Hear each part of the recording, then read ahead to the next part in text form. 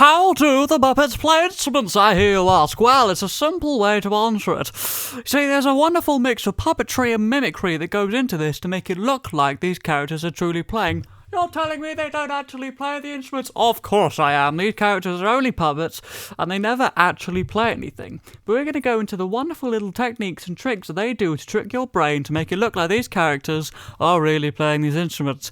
Because, things have changed, and it's not always been the same. And as of recent years, it's looked more convincing than ever that these characters are truly playing these instruments. So let's do a lovely little deep dive here into how these characters play guitars, keyboards, drums, whatever, you name it, they've done it. So here we go, a deep dive in 3, 2, 1, let's go!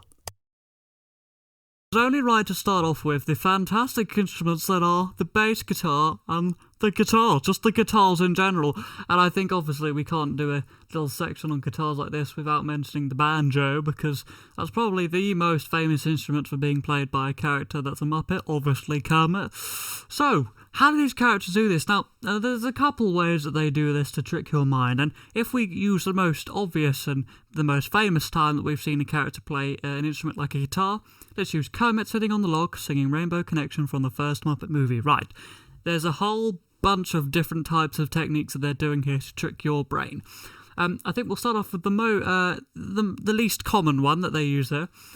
Because of the remote situation that they're in there, they didn't have enough space for assistant puppeteers for this shot, for the scenes where Kermit's on the log and you can see the water around him. So, what they did was a fantastic little trick, is they used robot arms. His hand playing the banjo those hands are robots. They're radio controlled, and it's super, super cool to see that. Now, that doesn't really get used very often, especially never in the Muppet Show, and doesn't really get used further on. But that was just simply because, the water and all that, they didn't have enough space for assistant performers.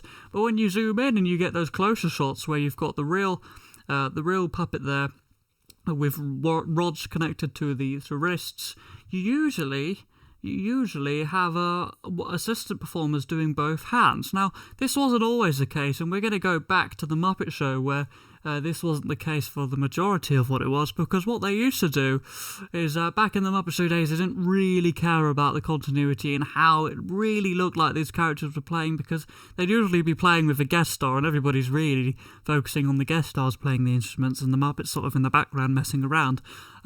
So back in those days, they would attach the right hand of the puppet to the fretboard of the guitar, and it would just stay there, and it wouldn't go up or down or change shapes to make it look like it's playing chords. It would just stay there, whilst the other hand would be performed by the performer doing the whole character. It would be one person doing it, and they would strum to make it look like they're playing the instrument, but the hand would never move left or right, up or down the fretboard. It just never would. And, they did this for a long, long time, and, the techniques sort of switched between guitarists playing and bassists playing, because, there's different hand positions you have to do for that stuff. They didn't really care back then, how realistic it looked, and they didn't have as many performers back then, so there's many, many reasons that go into all of that. But, it didn't always look convincing, and sometimes it looked pretty awful, to be honest. I think the one that sticks out for me the most is in the Elton John episode, where we've got Richard Hunt performing Janice. Now, Richard's a phenomenal performer, but this looks shocking. They didn't even get the hands in the right position. They didn't even get it close. It looks like, I'm pretty sure it looks like she's playing her knee instead of the actual guitar, but Janice sort of looks like she's having some sort of nightmare. So they didn't really care about the authenticity and the realisticness to these characters playing the instruments, and that was true for the guitars and certainly true for the drums. Now, basically, when it came to Frank doing Animal, he would listen to the tracks and he would sort of hit the drums, but really, the way the character of Animal works is he's just a crazy, wild thing. He doesn't have any sort of roots to the reality of what he's in. He knows what he wants and he tries to get it, and if he doesn't get it, he'll go crazy, and that it didn't suit his character to be really good at the drums or make it look like he's really good at the drums. Obviously, we know he is very good at the drums, but that's fueled by his anger and love of certain things. So when you see Animal playing, it's just a crazy arm with no specific movements. He's just throwing the arm around, wiggling the dolls, as Frank once said. And the arms will occasionally hit a cymbal at the same time as a cymbal would be hit during a track, and that was enough to sell the illusion of, oh, he's actually playing it. But that's never actually the case. Animal never plays anything. You never hear anything he plays in the cut, because they're not real drums for starters. But he would sort of hit.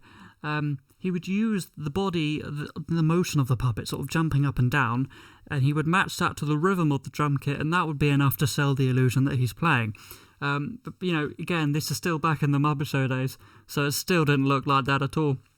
So that's how, very similar for the drums and the guitar. It's just an illusion at the background. They're not putting much effort into it, but enough to make you think, oh, he's playing it. Obviously, we know they're not because they're puppets, but anyway.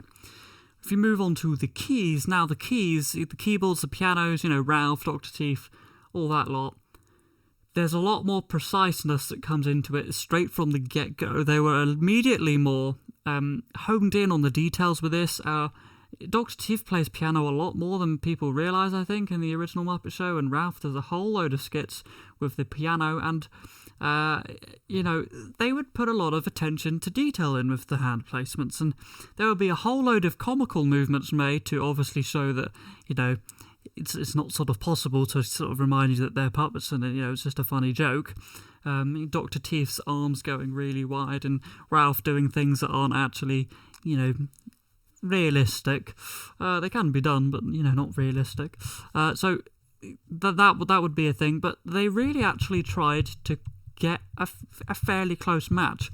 But it really came into fruition properly when Steve Whitmire joined the team around the sort of midway period of the third season of The Muppet Show, and Steve started doing Ralph's hands, and whenever, we saw Ralph playing piano from there on out, it was always Steve, and Steve was doing the hands because he was an amateur piano player himself, so he understood the sort of ways that it should work, and a lot of these puppeteers are musicians as well, because it's very similar, these characters are instruments in a way, the puppets, so it was very cool. He would actually sort of not necessarily learn the piece, but he would understand it well enough that he could really, really well sell the illusion that Ralph was playing it, and I think he did a fantastic job on that, and he quotes it as being one of the highlights of his puppetry career, being Ralph's piano playing hands, and I think that's phenomenal. I don't know how consistent the assistant hands for Dr. Teeth were on the keyboards. I don't actually know that myself, but I know for Ralph it was definitely Steve. So yes, I think that's really cool that they got someone who understood the instrument to further sell the illusion, because as time goes on with the Muppets, they get more and more and more, so much more accurate with it all. And as the movies progress, Jim wanted the standards of puppetry to go up as well, so they improve in every aspect of the puppetry in the films, and that includes the instrument playing. And further on, a couple films in, and certainly, in the 2011 film and in the 2014 film, you'll see that the fretboards and stuff, they're really making, in the sense of guitars, they're really making them look like they're actually playing now. The high notes, they'll have the hand high up the fretboard, and the low notes will have the hand low down the fretboard. And I think that's quite interesting that they really tried to sell the illusion as they got further on. And I think that's something that Jim would have been quite fond of, really, because he was all about selling these characters as being real things, but also reminding the people watching they're puppets. That's why it's funny. You don't laugh at you laugh at it because it's not real, but it's just very cleverly done. So that covers the main instruments that you'll see them playing. Now we get lots of different instruments that do make short appearances. Bullguard and Ralph playing the harmonica and many things like that. All the jug band segments that you get on the Muppet Show, and in Emmett Otter's jug band as well. There were so many wonderful demonstrations of them playing these instruments. But yeah, they really honed it in the 2000s. So that's when they really honed it in and learned how to do it. But I wanted to talk about some stuff from the Muppets Mayhem series. Now, when that came out, I was younger, and I did notice that Animal really seemed to understand how to play the drums. Now, after rewatching all the older stuff from the 2000s-ish, they really sort of honed in what Animal was playing. And the performer Michelin Sisti, I believe his name is, he now does the hands of Animal, and I can't remember what shoot they were doing, what project they were working, but he spoke to Bill Beretta and he said, please let me make Animal a better drummer. So, Bill trusted him and he said, yeah, sure, whatever. So, Michelin City actually has the drum music for the songs that they're playing stuck to the back of the bass drum, and he will make Animal play it. Now, I think this is an interesting choice. One, because it kind of doesn't really fit the character of Animal. He's constantly going crazy on the drum kit, but, these days he's a lot more chilled. And it's slightly less comical, and I get a lot less laughs out of watching Animal play the drums these days, and more of him just talking, which was never the way around. It was always Animal, doing his thing, staying, keeping to himself, and then having these random bursts of energy and screaming or having a drum solo. But these days, it seems a bit more honed in, and if Animal's made to play a tambourine, then he'll be made to play a tambourine. Like, he never would have done that. He would have lashed out and gone, no, I want to have a drum solo, which is exactly what they did in the Christmas Carol, which was funny. They lent into that. But these days, they just do it too realistically, which is it's a weird match. It's a weird match. So there you go. That's how they did. That's how they do Animal these days. Obviously, they're fake drum kits, so sometimes they don't have the right setup for the drum kits. And if you notice, every single character that's ever had a guitar in the Muppet history, they're all left-handed, which is really weird. They're all left-handed, and that's because of the technique that was built up on the Muppet Show of having the performer do the right hand of the head and strum with their left hand to keep that character looking like it's whole and one person behind it, to get that, synchronization, all of that stuff. That was built up from there, and because of that, they're all left-handed. But I would like to point out, if you watch an old Henson project called The Muppets Musicians of Bremen, I believe TR the Rooster is right-handed in that. So they clearly, they had the stuff to do it. They had the brain power to understand how to make these characters play right-handed instruments, but they never ever do it ever again. So it's interesting. It's interesting how that works. But I'd like to head into another little world of music here, and it's the saxophones and the trumpets. Now, the trumpet for lips is a very, very cool one, and it's built in a mechanism inside of it that when somewhere, I'm guessing near the arm rods, you can actually move the three fingers on lips' on trumpet to make it look, to sell the illusion that he's actually playing. If you look very carefully, the fingers go up and down, moving the valves up and down, which is a really cool little thing. And we never really got that with Zoot. Zoot just sort of has to, Dave has to be very careful with how he uses Zoot's neck and posture to show, the rhythm and how he's playing it and sort of what emotion he's going to get out of the instrument. But with lips, you've got a little help where you can actually make the fingers move, which is very cool. So yes, that's just a cool little point to do there. And when when Steve and Dave were preparing to do lips and Zoot stuff, Dave would write out little notes on a piece of paper that was sort of his own way of understanding how the music worked.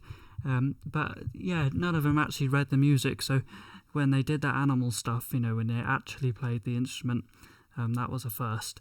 But there you go. There's some little explanations of how they did all that stuff on the Muppet Show and how they did it all now, and it's sort of changed and they've got so much more accurate these days. But it's just a little interesting thing to think about. They don't actually play anything, as much as that would be cool. They've got guys, playing it, and they play along to a backing track. But they do a good job of selling the illusion that these characters are actually playing it, which is cool. It's cool to see. It's never not impressive to see a Muppet character play an instrument. So there you go. There's a little bit of history for you there. A little bit of Muppet music history. So there you go. Go watch Muppets Musicians of Bremen. It's a fantastic little thing, and they'll show some lovely techniques that they did there and that I spoke about today. And it's a great little thing to watch. Anyway, thank you for watching. We'll see you on the next one, and goodbye.